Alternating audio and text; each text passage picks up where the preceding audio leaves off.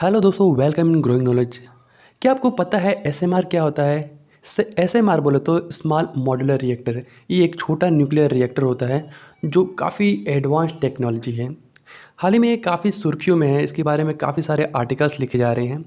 हाल ही में अमिताभ कांत, ये आप इकोनॉमिक टाइम्स का एक न्यूज आउटलेट देख सकते हैं, जिसमें अमिताभ कांत ने ये अनाउंसमेंट किया है, ये बोला है यूएस को कि आप हमें जो एसएमआर है, स्मॉल मॉड्यूलर रिएक्टर का जो टेक्नोलॉजी है वो हमारे साथ शेयर कीजिए। उसका जो अनफेटर्ड एक्सेस है यानी अनलिमिटेड एक्सेस हमें दीजिए, यानी इंडिया को दीजिए, ताकि हम जो क्लीन एनर्जी का जो गोल है कि इंडिया नेट जीरो एमिशंस वाला देश 2070 तक बन जाए, उसके लिए हमें न्यूक्लियर पावर की ज़रूरत पड़ेगी। कि एसएमआर होता क्या है? एसएमआर बोले तो स्मॉल मॉड्यूलर रिएक्टर, आपको इसके नाम से पता चलेगा।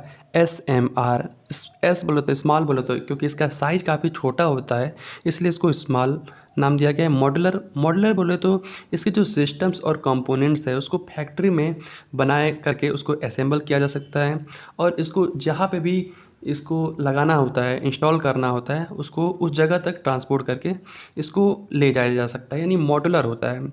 रिएक्टर होता है जिसे पावर का प्रोडक्शन किया जाता है। ये नॉर्मल जो पावर प्लांट्स होते हैं, जैसे कि हमारा लार्ज कन्वेंशनल रिएक्टर होते हैं, जैसे कि आपको एक पिक्चर में दिख रहा होगा, इससे लार्ज कन्वेंशनल रिएक्टर से टोटल 700 प्लस मेगावाट बिजली का प्रोडक्शन होता है, जिससे एक बड़े एरिया में बिजली हमें दिया दिया जाता है।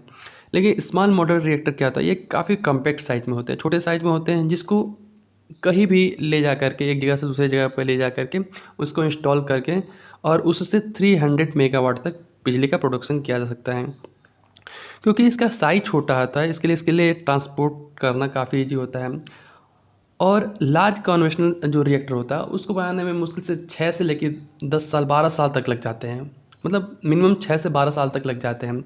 लेकिन स्मॉल मॉड्यूलर रिएक्टर होता है वो मुश्किल से 3 से लेके 5 ईयर में, यहाँ तक कि कहीं कहीं तो 3 से 4 साल में ही ये सब reactor, small modular reactor install कर दिए जाते हैं। तो इसका इंस्टॉलेशन होता है ये काफ़ी कम टाइम में होता है, और इससे 300 मेगावाट की बिजली पैदा होती है। इसको लगाने में बहुत कम एरिया की ज़रूरत पड़ती है। नॉर्मली जो लार्ज कन्वेंशनल रिएक्टर होते हैं वो जहाँ पे भी सेटअप किए जाते हैं, उससे दो उससे करीब 16 किलोमीटर का जो एरिया होता है ना, वो पूरा एक एक इमरजेंसी के लिए, मतलब इमरजेंसी प्रावधानों के लिए फ्री जोन यानी सेफ जोन माना जाता है। 16 किलोमीटर का एरिया खाली होना चाहिए। लेकिन जो हमारा स्मॉल मॉड्यूलर रिएक्टर होता है वो 2 किलोमीटर के एरिया में ही उसका फ्री जोन होता है, यानी सेफ जोन होता है। यानी ये छोटे एरिया में भी इसको लगाया जा सकता है। चूँकि ये स्मॉल मॉड्यूलर रिएक्टर है तो इसका जो टेक्नोलॉजी है, जिससे इसमें क्या होता है कि बहुत ही कम कॉस्ट होती है। इससे जो पावर प्रोड्यूस होता है बहुत कम कॉस्ट में होता है। तो इससे हमें जो बिजली का बिल आएगा, जो हम इससे जो इस्तेमाल करेंगे, जो बिल्स जनरेट होंगे, वो नॉर्मल रिएक्टर से, यानी नॉर्मल जो बिजली आता है जैसे कि कोल और एनर्जी सोर्सेज से, उससे करीब 1/3 होता है। समझे? तो लार्ज कन्वेंशनल रिएक्टर की कंपैरिजन में स्मॉल मॉड्यूलर रिएक्टर काफ़ी छोटे होते हैं, उनकी कॉस्ट काफ़ी कम होती है, इसलिए जो बिल आएगा, उससे जो बिल बनेगा, जो कॉस्ट होगी वो काफ़ी कम होगी। इसको लगाना ईजी है। ये एक स्मॉल मॉड्यूलर रिएक्टर होता है। ये एक एडवांस टेक्नोलॉजी है जो कि अमेरिका 2020 में इसके डिज़ाइन को अप्रूव कर दिया था। तो इंडिया चाहता है कि इसका अनलिमिटेड एक्सेस हमसे मिले, हमारे साथ मिले, ताकि हम 2070 का जो नेट जीरो एमिशन का गोल है उसको पूरा कर सकें। देख लीजिए किस देश में कितने न्यूक्लियर रिएक्टर है, ऑपरेशनल न्यूक्लियर रिएक्टर। तो यूएस में आप देखेंगे 96 न्यूक्लियर रिएक्टर है, चाइना में 50 न्यूक्लियर रिएक्टर है। इंडिया का देखा जाए तो इंडिया में टोटल रिएक्टर कितने हैं? 22 रिएक्टर हैं। आप यूक्रेन में देखेंगे तो यूक्रेन में 15 रिएक्टर हैं। आप देखेंगे यहाँ पे इसका परसेंटेज दिया हुआ है कि टोटल वहाँ पे जो पावर प्रोडक्शन होता है उसका कितना परसेंट न्यूक्लियर एनर्जी से है।